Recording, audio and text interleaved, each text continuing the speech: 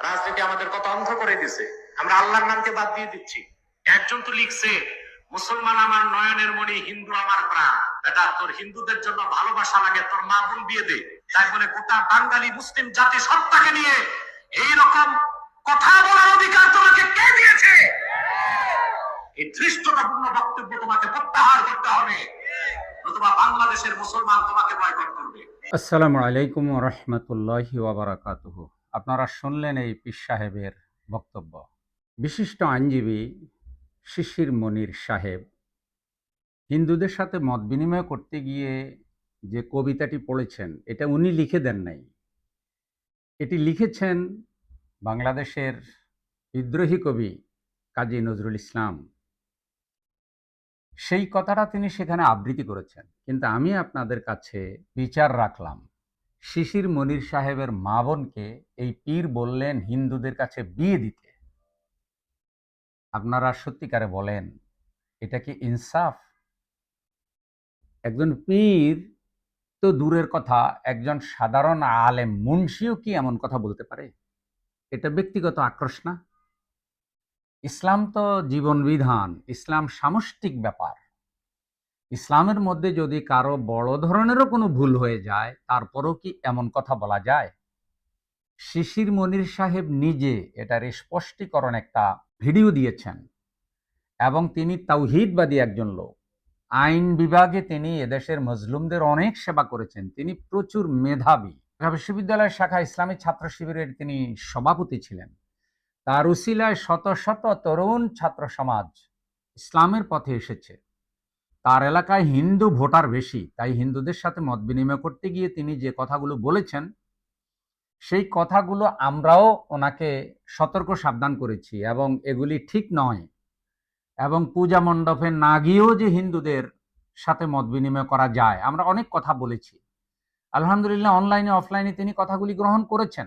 মনের অজান্তে তার যদি এটা কোনো ভুল হয়ে থাকে, আল্লাহ তাকে ক্ষমা করুন।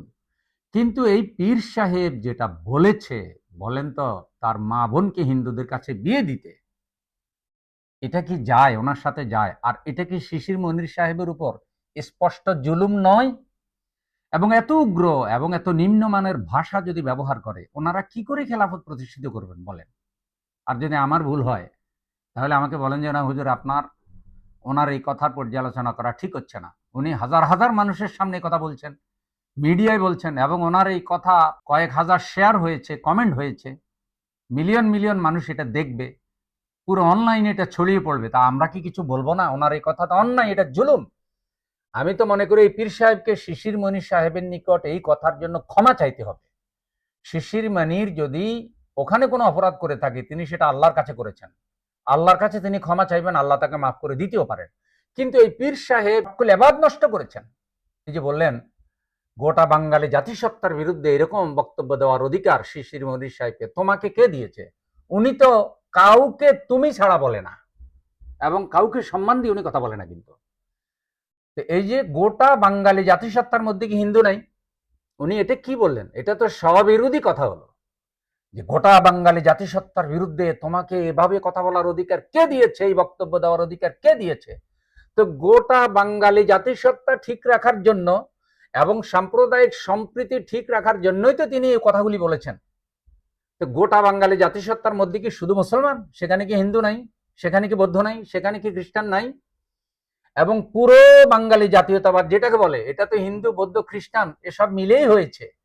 আমরা তো বলি কেবল ইসলাম, মুসলমান হলো শ্রেষ্ঠ জাতি, এবং ইসলামের ভিত্তিতে জাতীয়তাবাদ, যে সারা পৃথিবীতে মুসলিম একটা মাত্র জাতি। তো আপনি যে কথা বললেন যে গোটা বাঙালি জাতীয়তাবাদের বিরুদ্ধে কে এই কথা বলার অধিকার দিয়েছে, তো সেটা আপনার স্ববিরোধী কথা হলো না? আল্লাহর নাম উঠিয়ে দিয়েছে না? আল্লাহর নাম উঠায় নাই। আমরাও এটা বলেছি যে এই মুহূর্তে লোগোটা পরিবর্তন করার কোনো দরকার ছিল না। কারণ এখন বাংলাদেশের জনগণের বাংলাদেশ জামাত ইসলামের প্রতি একটা ভালোবাসার সৃষ্টি হচ্ছে। এই মুহূর্তে সমালোচকরা যেন কোনো অজুহাত না পায়, সমালোচনা করার হাতিয়ার না পায়। সুতরাং একেবারে প্রয়োজন হলেও এই মুহূর্তে লোগোটা চেঞ্জ করার কোনো দরকার ছিল না, এটা আমরা বলেছি।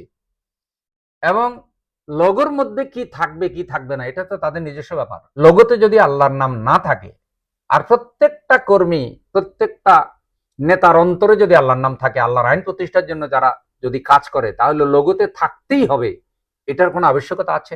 হ্যাঁ, লোগোতে থাকলে একটা বার্তা যায়, কিন্তু কোনো কারণে যদি ওটা চেঞ্জ করে লোগো আরেকটা বানানো হয়, তাতে কি এমন হয়ে গেছে? এরা আসলে জামাত ইসলামীকে থামিয়ে দেওয়ার এবং জামাত ইসলামীর যেই জনপ্রিয়তা তৈরি হয়েছে, এবং বিশেষ করে জামাত ইসলামীর সাথে বাংলাদেশ ইসলামী আন্দোলন তথা চরণের পীর সাহেব হুজুরের যে জোট হয়েছে, এই জোটকেই উনি সইতে পারছে না, এবং এ কারণে ব্যক্তিগত আক্রোশে উনি ফেটে পড়েছে, এবং প্রতিদিন একটা পর একটা উনি এসব লাগামহীন বক্তব্য দিয়ে যাচ্ছেন। আল্লাহ এই জাতিকে ঐক্যবদ্ধ করার জন্য এই পীরকে এবং বাংলাদেশে যত পীর মাশায়েখ আছে, আল্লাহ সবাইকে ঐক্যবদ্ধ হয়ে ইসলাম প্রতিষ্ঠার পক্ষে কথা বলার ভূমিকা রাখার তৌফিক দান করুন। আমিন। ওয়াসসালামু আলাইকুম ওয়া রাহমাতুল্লাহ।